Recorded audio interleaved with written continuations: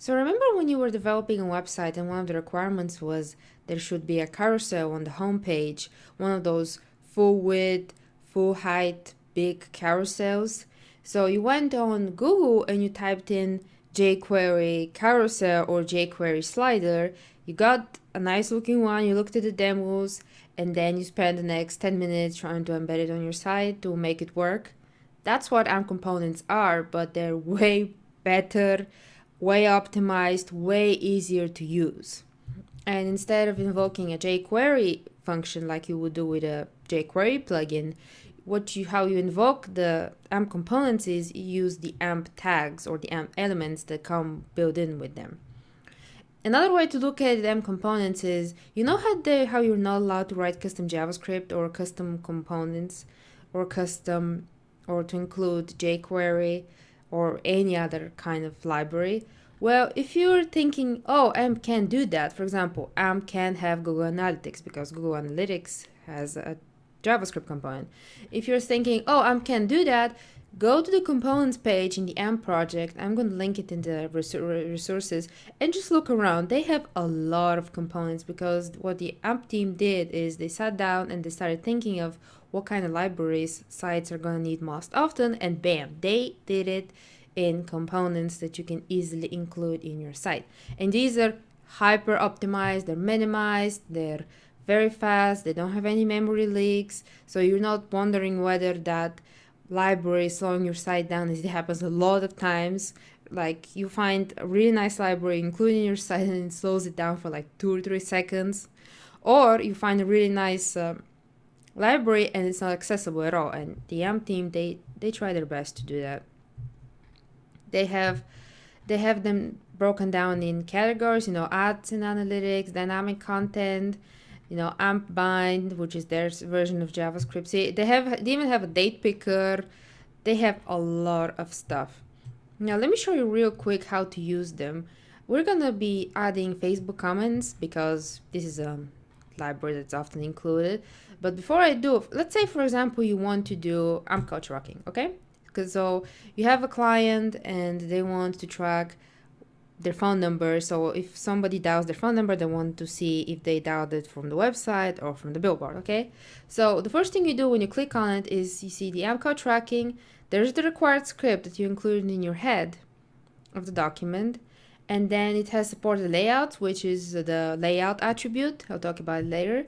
And that's the coolest thing about AMP is that each component has a link to AMP by example, which is a really dope website where you test out various components. And if we click open in Playground, you have the code here and you have the output or the result here, and you can also test it with different phones, which is super cool.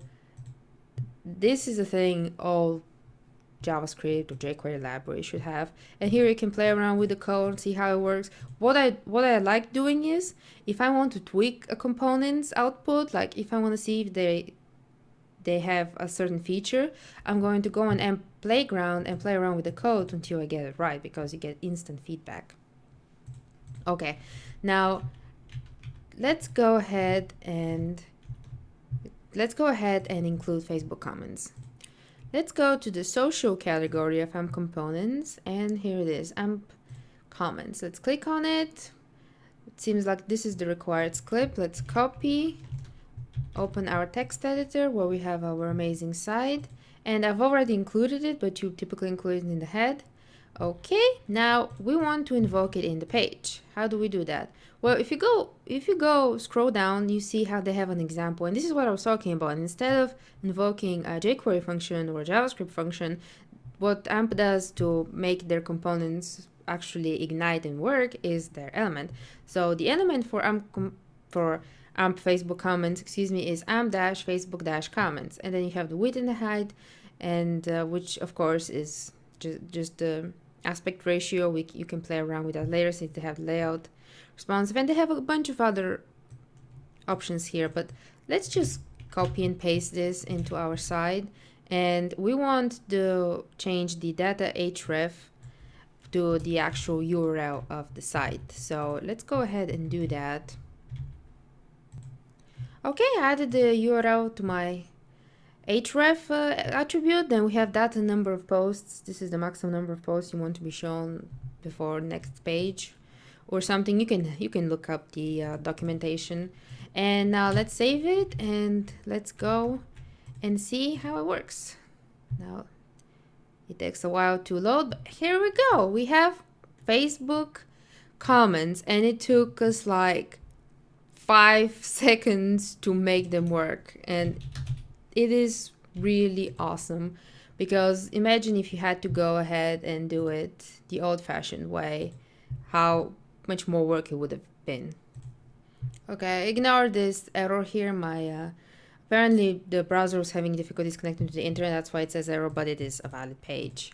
So that's pretty much it with Facebook comments and with AMP components.